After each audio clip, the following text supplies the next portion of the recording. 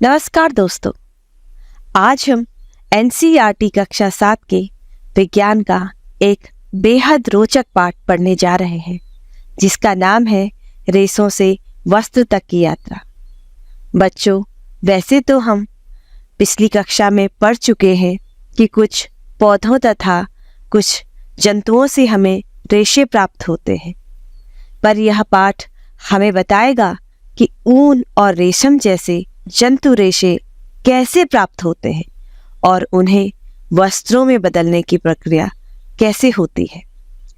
इस सफर में भी आपके साथ होंगे हमारे दो प्यारे पात्र, पिंकू पेंसिल जो बहुत ज्ञानी है और पट्टू पेपर जो बहुत जिज्ञासु है। तो चलते हैं और मिलते हैं इन दोनों से। शुरू करते हैं रेशों की अद्भुत दुनिया की यात्रा। नमस्ते पिंकू भैया, क्या आप मुझे बताएंगे कि कपड़े कैसे बनते हैं? क्या सब पौधों से ही मिलते हैं? बिल्कुल बताऊंगा पट्टू। सभी कपड़े पौधों से नहीं मिलते, कुछ हमें जंतुओं से भी मिलते हैं। अर्थात जंतुओं से प्राप्त होने वाले रेशों से वस्त्र बनाए जाते हैं, जिन्हें जंतु रेशे कहते हैं। जंतु रेशे ये कौन कौन से होते हैं? ऊन और रेशम दो सबसे अधिक प्रचलित जंतु रेशे हैं। ऊन हमें भेड़, याक, लामा, बकरी जैसे जानवरों से मिलती है। विश्व प्रसिद्ध अंगोरा ऊन अंगोरा खरगोशों के फर से प्राप्त होती है और पश्मीना ऊन एक खास प्रकार की बकरी पश्मीना से प्राप्त होती है। और रेशम मिलता है रेशम कीट से, जिसे अंग्रेजी भाषा में सिल्क वॉर्म कहते हैं। इन रेशों से ऊन कैसे बनता है पिंकू भैया? चलो पट्टू, ऊन की यात्रा के मजेदार 5 चरण जानते हैं। सबसे पहले की जाती है कतराई। इस चरण में जानवरों जैसे भेड़, बकरी, ऊंट आदि के ऊपरी सतह के सभी बालों को नाई वाली मशीन की सहायता से निकाल लेते हैं। यह प्रक्रिया ऊन की कटाई कहलाती है। इस प्रक्रिया को गर्मी के मौसम में करना चाहिए। इसका मुख्य कारण यह है कि ठंडी के समय यह रेशे जानवरों को ठंड से बचाते हैं। दूसरे चरण में आती है सफाई। इस चरण में जानवरों से प्राप्त बालों को टंकियों में डालकर अच्छी तरह धोया जाता है, जिससे चिकनाई, धूल और गंदगी निकल जाए। यह प्रक्रिया अभिमार्जन कहलाती है। आजकल अभिमार्जन मशीनों के द्वारा किया जाता है। तीसरे चरण में आती है छटाई। अभिमार्जन के बाद छटाई की जाती है। रोएदार और मुलायम बालों को कारखाने में भेज दिया जाता है, जहां विभिन्न गठन वाले बालों को छाटा या अलग अलग कर दिया जाता है। अब चौथे चरण में बारी आती है कताई की। कताई के लिए बालों को सुखाया जाता है, परंतु इससे पहले बालों के छोटे छोटे व कोमल फूले हुए रेशों को अलग कर दिया जाता है। इन रेशों को बर कहते हैं। ये बर वही होते हैं जो कभी कभी हमारी स्वेटर पर एकत्रित हो जाते हैं। इसके बाद रेशों को पुनः अभिमार्जित करके उन्हें सुखाया जाता है। सुखाने के उपरांत इन रेशों की कताई की जाती है। कताई के बाद 5वें चरण में बारी आती है रंगाई और बुनाई की।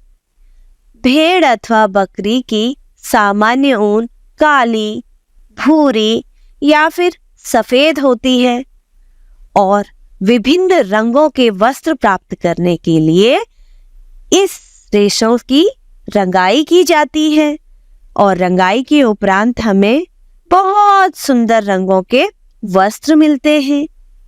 रंगाई के बाद अगला चरण आता है रीलिंग का। यहाँ पर इन रेशों को सीधा करके सुलझाया जाता है और फिर उसे लपेटकर धागा बनाया जाता है। धागा बनने की यह प्रक्रिया रीलिंग कहलाती है। लंबे रेशों से स्वेटर और अपेक्षाकृत छोटे रेशों से ऊनी वस्त्र तैयार किए जाते हैं। अब बताओ पिंकू भैया, रेशम कहाँ से आता है? रेशम कीट से पट्टू। बॉम्बिक्स मोरी प्रजाति के कीटों से हमें रेशम प्राप्त होता है। रेशम प्राप्त करने के लिए रेशम के कीटों को पाला जाता है और रेशम के कीटों का पालन रेशम कीट पालन या सेरीकल्चर कहलाता है। रेशम का उपयोग विभिन्न प्रकार के वस्त्रों को बनाने में किया जाता है।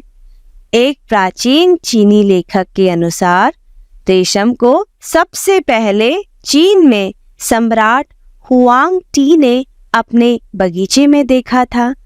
भारत में इसकी खोज लैप रॉय के द्वारा 1905 में की गई। रेशम के बाजार में भारत में उत्पन्न की जाने वाली रेशम मुलायम, चमकदार तथा अच्छी गुणवत्ता वाली होती है। अब मैं तुम्हें रेशम के कीट के बारे में भी बताता हूँ। यह सहतूत के पेड़ पर रहने वाला बहुत उपयोगी कीट है, जिसका जीवन 4 चक्रों में पूरा होता है। पहला चक्र अंडा, जिसमें मादा सहतूत की पत्तियों के गुच्छों में लगभग 300 से 400 अंडे देती है। अंडे देने की प्रक्रिया 1 दिन अर्थात 24 घंटे में पूरी हो जाती है। अंडे देने के 3 से 4 दिन बाद मादा मर जाती है। अब दूसरे चरण में अंडे से लार्वा निकलते हैं। इस अवस्था को कैटरपिलर या इल्ली अवस्था कहते हैं। रेशम कीट में यह अवस्था सर्वाधिक सक्रिय तथा लंबी अवस्था होती है। इस अवस्था की अवधि लगभग 30 से 35 दिन तक होती है। इस समय यह लार्वा अत्यधिक सक्रिय होता है और सहतूत की पत्तियों का सेवन करता है। इसके बाद पूर्ण विकसित होने पर भोजन करना बंद कर देता है। फिर आती है तीसरी अवस्था, प्यूपा अवस्था।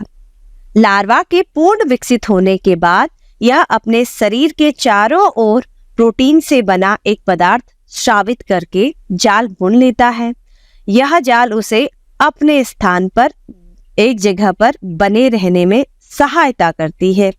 यह जाल ही सूखकर रेशम बन जाती है और यह रेशम कीट अपने आप को पूरी तरह से ढक लेता है। इसका यही जाल या आवरण कोकून कहलाता है। इसका आगे का विकास इसी कोकून के अंदर होता है और इस कोकून से हमें रेशम का धागा मिलता है। इसके बाद कोकून के अंदर लगभग 10 से 12 दिन के बाद अंतिम अवस्था, वयस्क अवस्था आती है। इस अवस्था में कीट वयस्क हो जाता है और इस समय इसका रंग गंदा सफेद होता है और लंबाई 3 से 5 सेंटीमीटर तक की होती है और रेशम हमें जो प्राप्त होती है वो कोकून अवस्था से हम रेशम ले लेते हैं। और फिर आगे क्या करते हैं पिंकू भैया? आगे फिर उससे धागे बनाए जाते हैं और उन धागों से सुंदर रेशमी वस्त्र जैसे साड़ी, रेशमी कुर्ता और भी बहुत कुछ बनाया जाता है। वाह पिंकू भैया, अब मुझे ऊन और रेशम की पूरी कहानी समझ आ गई। भेड़ से लेकर स्वेटर और रेशम कीट से लेकर साड़ी तक यह बहुत मजेदार है। ज्ञान ही असली शक्ति है पट्टू। तो चलो अगली बार जब भी कोई नया कपड़ा पहनना तो उसके पीछे की मेहनत और विज्ञान को जरूर याद करना। मिलेंगे फिर अगली विज्ञान यात्रा में। तब तक सीखते रहो, मुस्कुराते रहो।